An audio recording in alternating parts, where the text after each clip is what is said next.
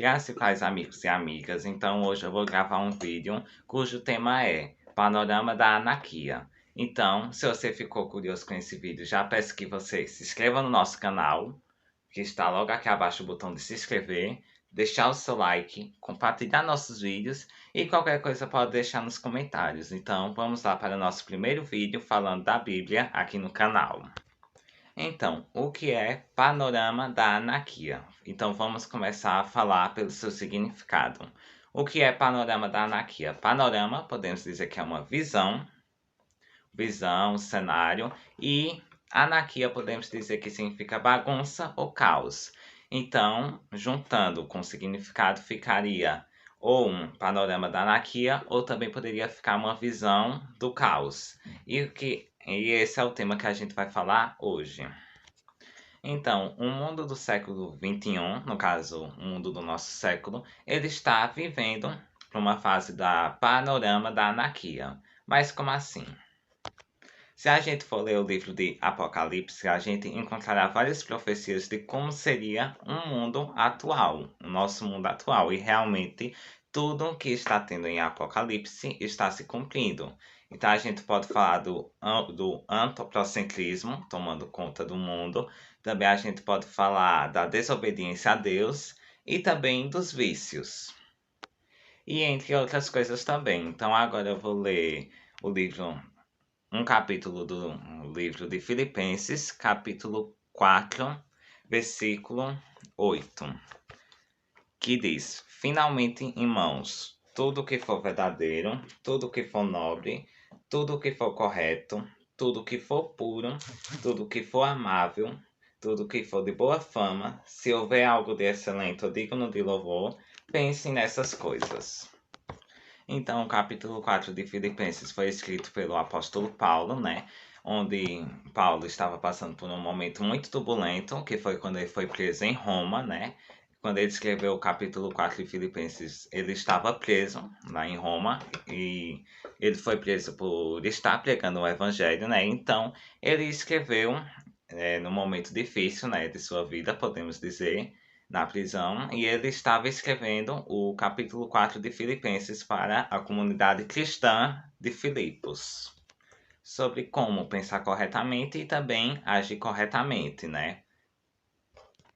Infelizmente, nos dias de hoje, muitas pessoas estão perdidas, muitas pessoas estão desviadas do caminho de Deus, infelizmente não seguem essas regras que devem seguir, né? Como agir e como pensar corretamente, né? Então, eu vou ler de novo o versículo 8 do capítulo 4 de Filipenses, que diz: Finalmente, irmãos, tudo que for verdadeiro, tudo que for nobre, tudo que for correto, tudo que for puro, tudo que for amável, tudo que for de boa fama, se houver algo de excelente ou digno de louvor, pense nessas coisas.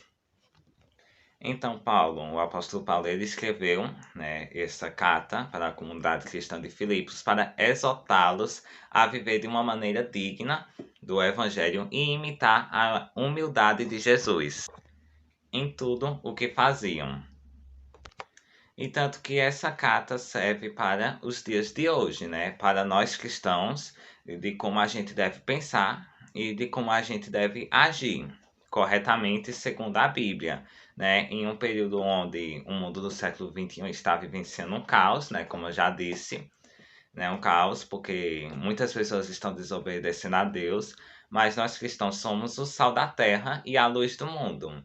Então, como nós somos discípulos de Jesus, então a gente deve ser imitadores de Jesus. Então, nós devemos pensar em tudo que for verdadeiro, em tudo que for nobre, em tudo que for correto, em tudo que for puro, em tudo que for amável e em tudo que for de boa fama. E se houver algo excelente ou digno de louvor, nós devemos pensar nessas coisas, né? Então, esse versículo 8 do capítulo 4 de Filipenses fala muito sobre a maneira de pensar corretamente, e alguns versículos antes também falam sobre como agir, né? Como aqui está no versículo 6, no mesmo capítulo. Não andem ansiosos por coisa alguma, mas em tudo pela oração e súplicas e com ação de graças apresentem seus pedidos a Deus, né? Então é um capítulo que fala muito sobre como não só os cristãos, mas como as pessoas em geral devem pensar e devem agir segundo a Bíblia e segundo Jesus.